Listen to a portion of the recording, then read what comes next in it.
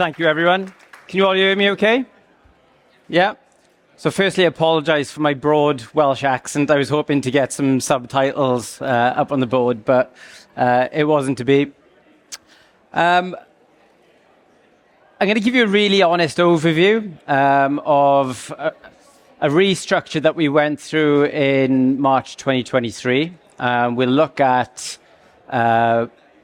pre-2023, why we went through the restructure, what we learned about ourselves before going through the restructure, what we learned from the restructure, where are we now, and where are we going. I don't want this talk to come across like we're showing off as to look at us and look at where we are now and look at what we can do, because we are by far not perfect, and I really want this to be a real honest overview of some of the pitfalls that we've gone through, what we've learned, and where we're going. And I'm looking forward to taking any questions from you after the presentation. So just really quickly, who are Admiral? Our core business is motor insurance. We've got other growing businesses across pet, home, travel, and we've got other smaller startup businesses as well. We employ over 12,000 people worldwide. We're Wales' only FTSE 100 business. We've been listed there for 20 years. We've got businesses across Spain, Italy, France, India, America, Canada. We've got 9.7 million customers. We turn over 4.8 billion a year. We've got a pre-tax profit of 500 million. We're constantly in the top 10 best places to work in the UK. We're ranked 13th in the best places to work in the world. And our TA team is made up of 35 people split across 5 core business areas. And we hire anywhere between 2,000 to 3,000 people a year. So like I said, it's going to be a really honest overview of where we were as a team, how we got to where we are now, and the direction that we're going. Okay, so the next slide, I'm going to talk about the good old days, pre-COVID, so 2021, 2022. Picture the world, sun is shining, the birds are tweeting. It was a glorious place to be in the Admiral recruitment team. The market was incredibly stable. Advertising spend was next to nothing.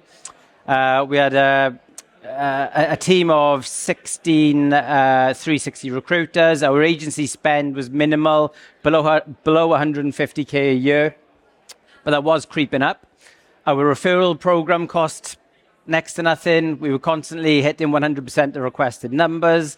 Team morale was really, really high. Cost per hire was insanely low. Time to hire is insanely low. And we had a very strong, very, very strong local talent pool. Those were the good old days. And then after COVID, there was an employment boom. And I'm sure for all of you that work within talent acquisition would have remembered 2022. When the entire world opened up. And that's when we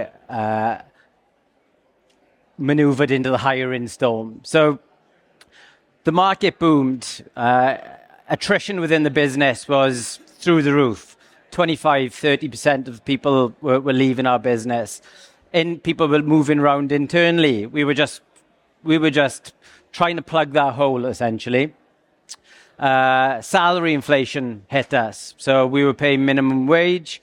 You could have walked out of Admiral from an entry-level role, walked across the road into Greg's and got paid a lot more than what you would be working in Admiral, and for a far less complex job. The business was in a growth phase at literally the worst possible time. At the start of 2022, the business came to us and said, we need 800 people to start within the next 3 months. We had around 200 positions live on that day, and we were averaging 14 applications a day across all of those 200 positions. You don't have to be Carol Vorderman to work out that that's an absolute disaster for a talent acquisition team. No one was applying for jobs with us. We were throwing money that we didn't really have as a talent acquisition team into recruitment advertising. We had the team members, hold your hand up team, trying to learn how to use Indeed, trying to learn how to use Glassdoor, throwing money at Facebook advertising. We spent over £1 million on agency fees in that year, and we've tripled our budget. £300,000 on the referral program. Candidates declining our offer with 20%. 20% of the people that we offered to declined. It was a really, really dark time. Our time to hire doubled. We had very unhappy stakeholders. We had a very unhappy team, hiring less than 80% of the requested numbers. And our competitors were having a feeding frenzy from our skilled workers. And we were left scratching our heads. I did look for a scratching head emoji last night, but I got left scratching my head. So it was a real dark time for us as a team. And quite frankly, I'm amazed I'm still in a job after 2022. We knew what the issues were, in that we didn't know how to strategically advertise. Probably going into my next slide already. So what did we learn about ourselves? We were historically spoilt as a team. In the good old days, we didn't have to spend any money on advertising. We were a beacon in the heart of South Wales that attracted a lot of local talent, and we had an excellent employer brand. And we were spoilt. We put up a vacancy live on the Monday. By the Wednesday, we could have had anywhere between 150 to 300 applications without doing anything, just posting it onto our website through the staff referral program. We came to the very harsh realization that we were essentially administrators of a recruitment process, meaning we put a vacancy live, the applications would come in, we'd screen some of the applications, we'd send them to the hiring manager would send them to us, we'd book in some interviews, they'd let us know who they want to hire, who they want to decline, and we'd do the contract and send them out. And it just started again. And that, ladies and gentlemen, is a recruitment team, not a talent acquisition team. So we didn't know how to strategically attract people. We didn't know how to strategically source. Our processes were too convoluted. Our team structure wasn't really fit for purpose, and I'll touch upon that in a moment. Our data was in a really bad place. Some Excel folder in somebody's Y drive, trying to piece together, trying to connect the dots with that and the ATS. We had zero focus on things like D&I. We didn't have time to touch some of the real high priority things that we should be focusing on as a talent acquisition team. We had no market intelligence and no insights. We needed to make improvements on our technology. We needed to invest in training and upskilling for the team. Our benefits were below par of what the market demanded of us as an employer. Salary, holiday entitlement being two key areas. So off the back of 2022, we sat down and we looked at ourselves and thought, this is everything that's wrong with where we are. What are we going to do about it? So after a lot of thought and meeting as a management group and with the wider team, we knew that the team structure, looking at the team structure, it wasn't fit for purpose. Our processes weren't right. They were too convoluted, too complicated. There was too much work for the hiring managers, hundreds, thousands of hours of interviews, screening applications, when really we should be doing the heavy lifting, or the technology should be doing some of that heavy lifting. We needed to improve our technology and data. We needed to do some upskilling and reinvest in. Now, reinvestment, I think, is absolutely key of everything that I talk about today, because when we went through the restructure, we didn't just get given a huge pot of money and say, Ben, go and do what you think is right. In fact, it was quite the opposite. This is your budget for the year. Now, you're going to have to be a little bit creative because we don't have a huge amount of faith in talent acquisition or the recruitment team after 2022. Here's your budget. You know what it is for the year. That's not changing. It's up to you what you do with it. So we took a little bit of a gamble, okay? So if I talk firstly about the structure. So this was the structure to the old team. We had a high volume team, that did all the recruitment for the contact center area. So about 60% of our total hires back in those days were for contact center, 40% were for business support and graduates. So business support could have been anything from tech, info security, marketing, finance, compliance, risk, governance, and graduates.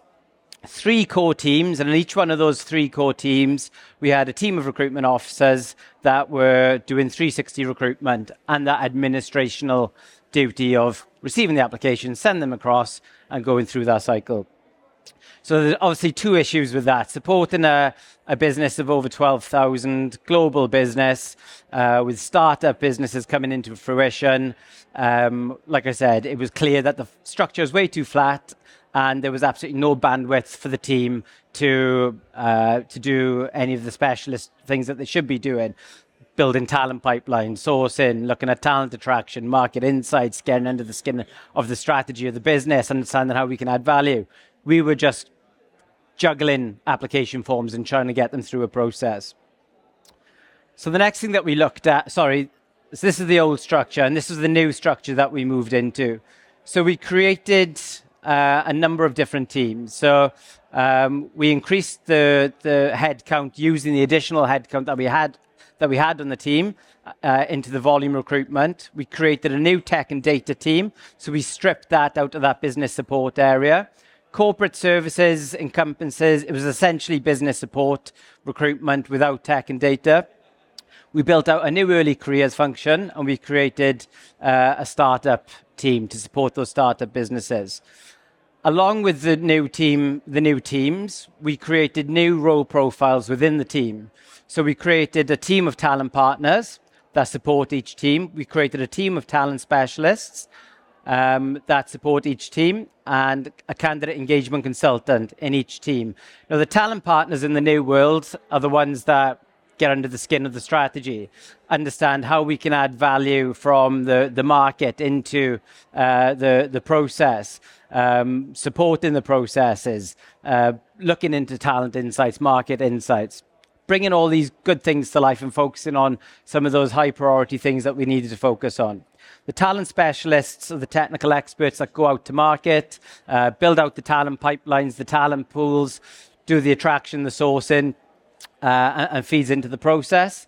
And we designed a new role called a candidate engagement consultant. And each team has a candidate engagement consultant. And that is for candidates to have a human connection. So any quick questions that they need answering on pensions, holiday entitlement, the process, the candidate engagement consultant is there to answer all those queries and to also manage some of the administrational duties around the process. The next part, some of the changes that we made then to the processes. We designed new hiring briefs, robust ones, included talent pools and built out talent pipelines within our ATS. It was certainly less post and pray and a lot more strategical in how we positioned our adverts.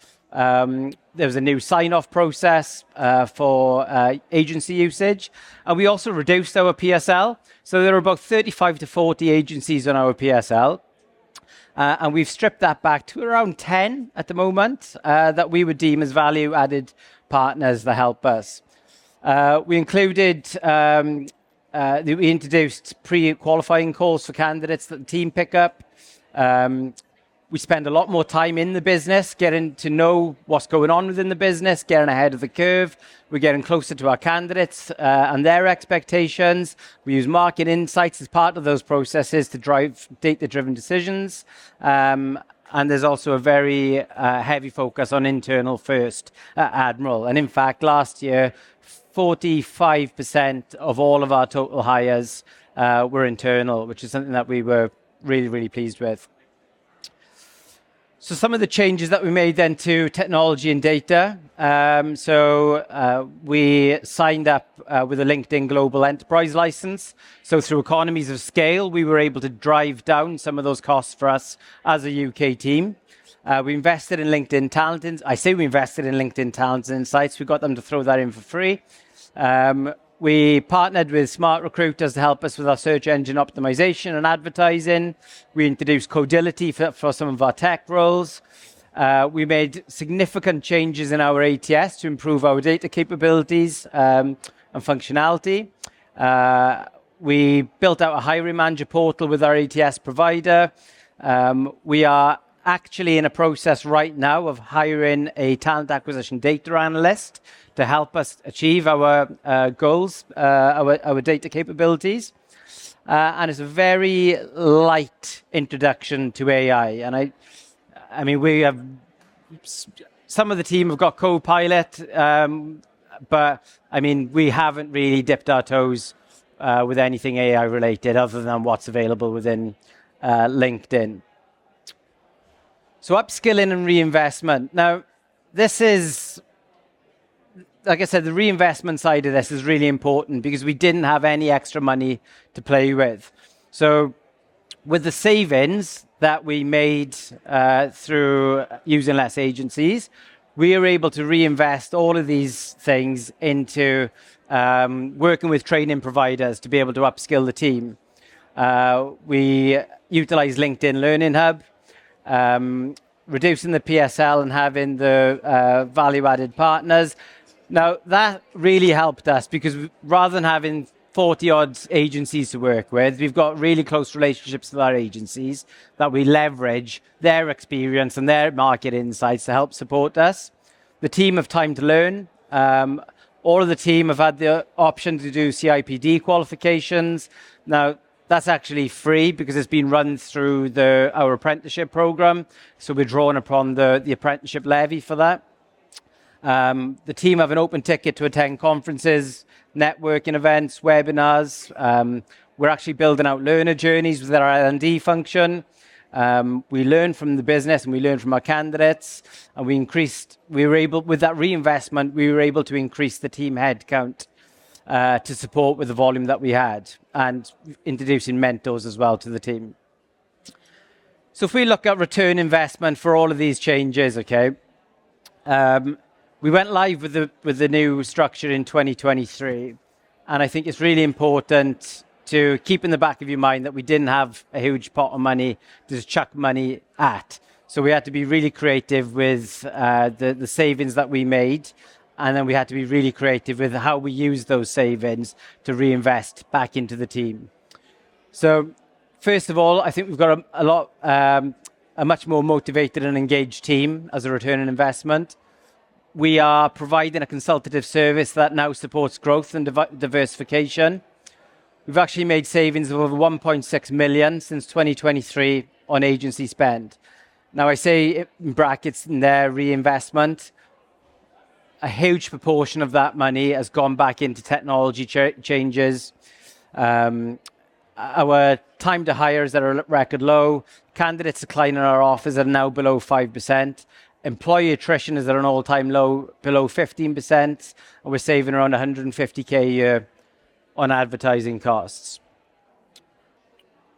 The other thing, sorry, I forgot to say back on the reinvestment, we also give the entire team uplifts in salary in line with the new job profiles. Like I said, it was a gamble whether the structure would work, but the team were able to demonstrate that, in fact, in operating the way that we know that they could operate, the savings for the business are huge. So that money has been reinvested into being able to uplift the salaries to where they were, to where they are now. And then lastly, like I said earlier, we're on a journey. Okay, we're by no means perfect, and I think this is where we need to be. So we need to become a lot more strategic and a lot more commercial. We need to keep investing in our technology estate and be less risk adverse, mainly around AI. We need to massively improve some of the areas of our candidate experience. We're still too reactive, I think, as a TA function. I don't think we're close enough to the demands of the business and what they're looking for in 6, 12, 2 years down the line. We need to continue to invest in our team development. I think we need to be better at advanced sourcing. We need to have better governance and control frameworks. Our data capabilities are still nowhere near where they need to be, and we need to improve our talent attraction. So that gives you a pretty honest overview of where we were as a team, the changes that we made, and where we are today. And that's the journey that we're going on. And that's the end of the presentation. And thank you very much for listening.